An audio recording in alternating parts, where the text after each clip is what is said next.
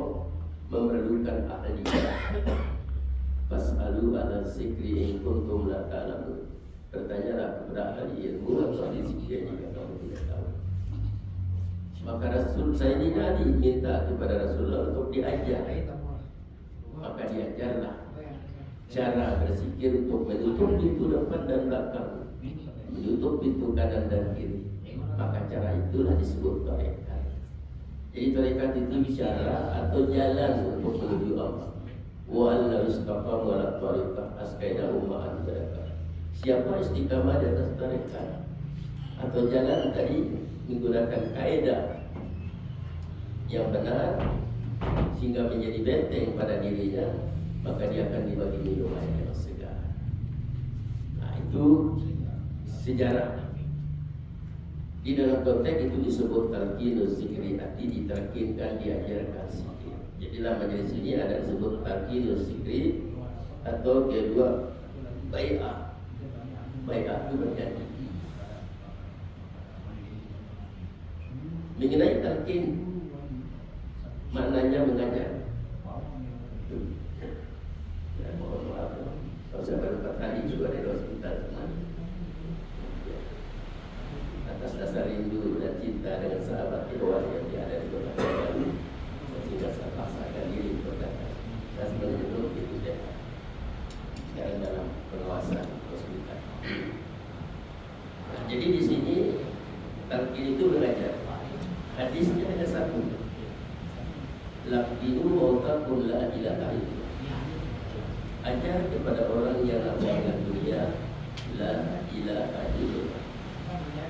Jika telah menjadi budaya di Nusantara, ya, bila ada orang nak meninggal dunia, pasti keluarganya datang, duduk di dekatnya, dan keluarganya akan membimbing dan mengajarnya, menyuruh membaca la ilaha illallah. Saya belum pernah mendengar orang datang, abang baca istighfar abang, atau baca subhanallah abang, tidak. Tapi pasti keluarga yang datang, sama ada abang, adik, ayah atau mak, mengucap la ilaha illallah. Kenapa mesti la ilaha illallah ini diucapkan? Karena Rasulullah juga bersabda dalam hadis yang lain, man kana akhiru kalamihi la ilaha illallah dakhala jannah. Siapa yang akhir kalamnya mengucap la ilaha illallah, maka dia dijamin masuk surga. Maka oleh ahli tasawuf, oleh orang tarekat, yang perlu ditalqin kita yang sehat, supaya kita dapat riada, dapat hadiah. Karena orang meninggal dunia itu pertama dalam sembahyang jarang-jarang, yang kedua lepas sembahyang. Kalau bukan lepas subuh, lepas zuhur. Kalau tidak lepas asar. Kalau tidak lepas maghrib atau lepas isya. Maka oleh sebab itulah ada firman dalam Al-Quran surat An-Nisa 103, "Fa'idza qadaytumus shalah fazkurullah." Bila selesai kamu mendirikan salat, maka berzikirlah kamu kepada Allah. Maka dalam tarekat dengan Sabandia, zikirnya mengambil zikir yang paling abdal. Saya rasa semua kita tahu abdalil zikri la ilaha illallah. Selepas subuh la ilaha illallah paling kurang 3 kali, istiqamah 165 kali, lebih banyak lebih bagus. Nah, mungkin pergi pasar pada waktu pagi sebelum zuhur, meninggal dunia karena eksisnya. Maka tentulah kalimat itu termasuk di antara kalimat-kalimat akhir yang keluar dari mulutnya, yang insya Allah akan menjadikan sebab dia mendapat rahmat Allah sehingga dia masuk dalam surga Allah. Satu. Yang kedua, bai'ah artinya berjanji. Di dalam tafsir Ibnu Katsir, hadis yang diriwayatkan oleh Abu Daud mentafsirkan ayat An-Nisa ayat 59, ya ayyuhalladzina amanu atiiullaha wa atiiur rasulahu ulil amri minkum. Rasulullah bersabda yang maknanya Bani Israel dipimpin oleh Nabi dia. Bila Nabi dia wafat diganti oleh Nabi yang lain. Maka umat Islam saya pimpin, bila saya wafat diganti oleh khalifah-khalifah. Siapa tidak taat kepada khalifahku, maka tidak ada hujah di hari kiamat. Dan siapa tidak mengambil bai'ah dengannya, mati laksana mati jahiliyah. Inilah hadis yang saya baca yang saya secara pribadi mencari seorang mursyid. Lalu saya terbaca lagi hadis riwayat Imam Muslim, man mata la bayatun unuqihi mata maitatan jahiliyah. Siapa yang mati tidak mengalami bai'ah di lehernya, mati yang sana mati jahiliyah. Dan hadis inilah yang digunakan pakai oleh Ibu Stahlil yang ada di Indonesia, ibu pejabatnya di Inggris, dipakai oleh ISIS dan Daesh untuk mengangkat seorang khalifah supaya dapat berbai'ah. Nah, jadi bai'ah ini sebenarnya adalah sunnah. Al-Quran mengatakan, innal ladzina yubayyi'unaka innama yubayyi'una Allah yadullahi fawqa aydihim faman nakatha fainnamal kufru ala nafsihi wa man awfa bima 'ahada 'alaihi Allah fasayu'ti ajran 'azima. Kamu berbai'ah, kamu berjanji, bukan berjanji kepada Muhammad, tapi kamu berjanji kepada Allah. Tangan Allah di atas tangan mereka. Siapa tidak melaksanakan janjinya, akibatnya jadi orang yang rugi. Siapa melaksanakan janjinya, dia akan mendapat pahala yang besar. Itu tarekat bai'ah. Jadi apa tujuannya dalam tarekat ini?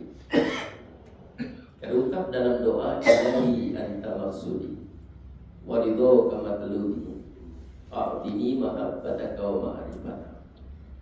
Jadi tujuannya, ilahi anta maksudi, ya Tuhanku, engkau lah yang aku tuju. Arti bagaimana menjadi orang yang dapat takarub dengan Allah, dekat dengan Allah, yang dapat kembali bersama dengan Allah. Yang dekat dan dapat kembali bersama dengan Allah adalah orang yang bertakwa. Inna akramakum indallahi. Dan kembalinya bukan tunggu mati, tapi kembali pada saat ini hari ini. Ya. Jadi tujuan kita bagaimana sejak di dunia ini sebelum sampai akhirat kita sudah kembali bersama Allah, sudah bersama Allah. Ada kisah yang hebat, ya, seorang yang kuat sembahyang. Karena hebatnya dia sembahyang sampai dahinya hitam, lututnya hitam. Dan dia sejadahnya bukan lagi sejadah macam kita, tapi sejadahnya batu.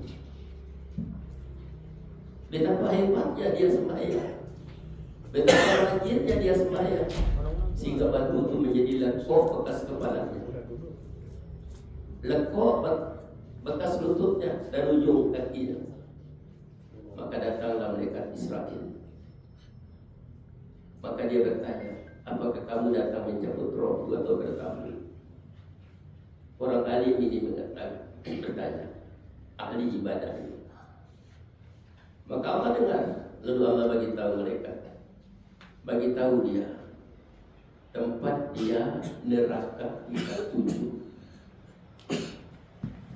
Coba kita bayangkan, batu lekuk dekat bekas tadi, lekuk bekas tangan, lutut. Bayangkan betapa rajinnya, betapa kuatnya beribadah. Malam sedikit tidur, siang begitu juga.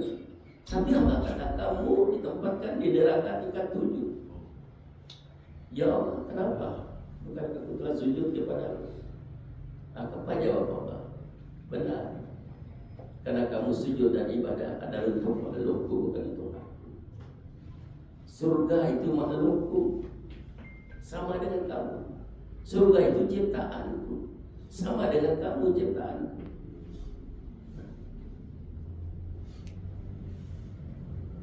Maka orang tasawuf mendidik kita berdasarkan satu ayat yang selalu dibaca oleh imam.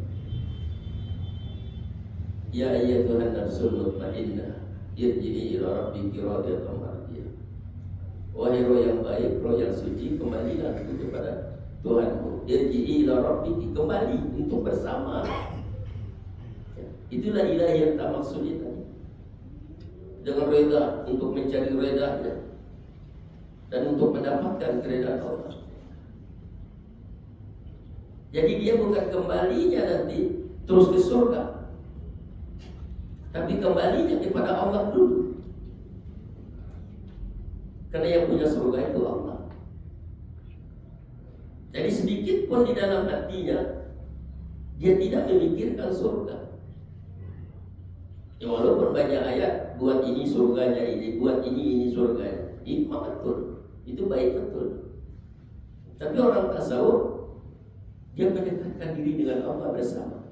Maka bila sudah bersama Allah, maka apa kata Allah? Fadkhuli fi ibadi, masuklah kamu dalam golongan hamba-hamba. Siapa itu? Orang yang telah diakui oleh Allah sebagai hamba. Bukan orang yang mengaku-ngaku hamba, aku dia hamba Allah. Tapi dalam 1 jam 200 kali mengumpat, berfitnah, menceritakan keburukan orang.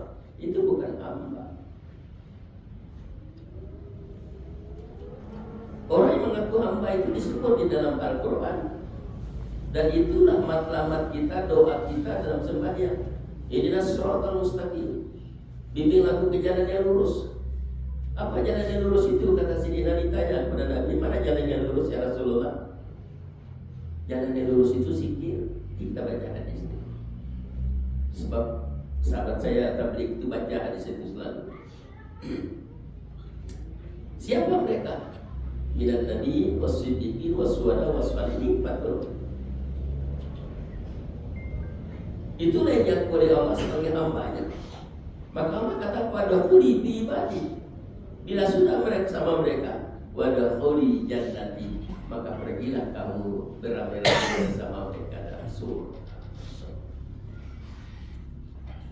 Nah, itu tujuan tarekat Qadiriyah Naqsabandiyah. Jadi kita melihat sekarang sedikit untuk kita sama-sama berfungsi.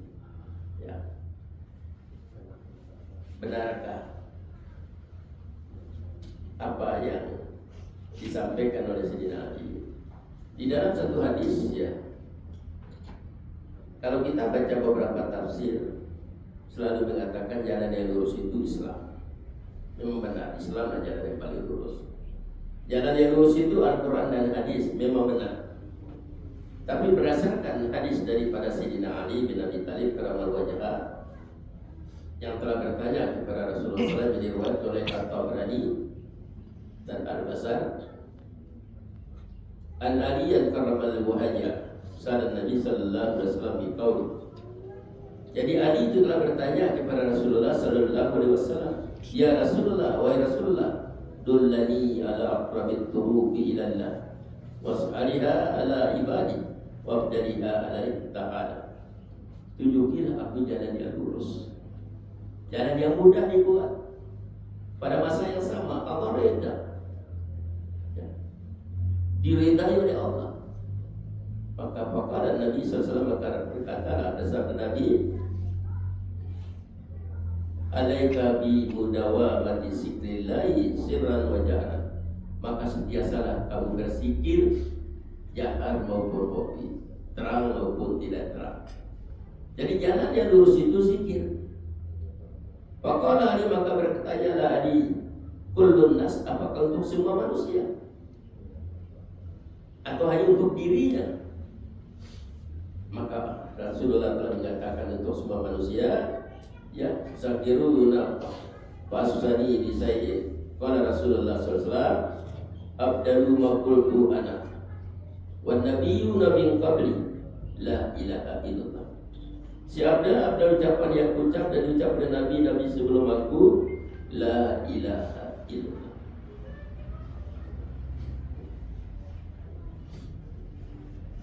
Terus Rasulullah tambah lagi,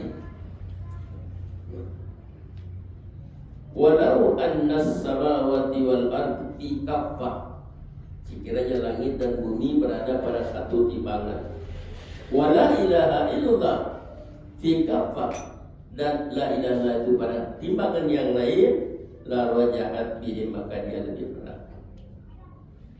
Wala takumul qiyamatu walal ardi man yaqulu la ilaha illallah, tidak akan terjadi hari kiamat, ya, kehancuran dunia ini selama masih ada orang yang mengucap la ilaha illallah. Summa qala Ali, kemudian Ali berkata, fa kaifa askur, maka ajarlah aku, ya, bagaimana cara berzikir. Maka Nabi telah mengajar, gamir ainaka wasma minni, pejamkan mata, kau takut. Maka Rasulullah membaca la ilaha illallah dan Sayyidina Ali ikut 3 kali. Jadi di sini dalam hadis ini jelas 7 lapis langit dan bumi di sebelah timbangan, la ilaha illallah sebelah timbangan, bukan sembarang la ilaha illallah. Kenapa saya katakan bukan sembarang? Karena la ilaha illallah ini adalah merupakan bibit iman. Kalau bibit diibarat bibit kelapa sawit atau bibit, katakan bibit apa saja, bibit jagung, ya. Ada bibit yang ditanam di ladang, ada bibit yang kita pungut di tepi jalan, tanam di ladang. Hidup, berbuah juga. Tapi ada bibit daripada pertanian. Ya, di sini orang berkebun.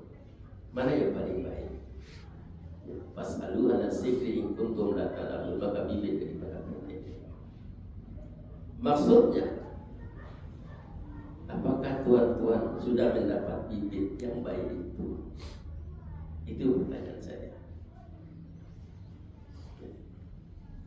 Maksud bibit iman yang baik, bibit yang kita ambil dari seorang mursyid, mursyid diambil dari mursyidnya, diterima dari mursyidnya, sampai sambung kepada Rasulullah, Jibril, sampai kepada Allah. Bab saya umur 47 tahun, baru saya menganggap diri mempunyai iman, karena baru saya dapat mendapatkan la ilaha kalimatut tauhid itu dari seorang mursyid. Sejak saya lahir saya tak tahu siapa yang ajar saya kalimat itu. Mungkin dari mulut ayah saya bukan seorang alim. Mungkin dari mulut emak saya, kata Islam, emak saya bukan seorang yang alim. Dia tidak punya mursyid. Mungkin dari kawan-kawan main-main la ilaha, jadilah iman sampai besar. Sehingga sampai hari ini maaf, ada orang yang umurnya sampai 70 tahun belum tahu kiblat rohnya sembahyang. Yang tahu hanya kiblat jasad. Sehingga di saat sembahyang rohnya melancong kemana-mana. Ya, karena belum tahu membimbing rohnya bagaimana untuk menuju kiblatnya.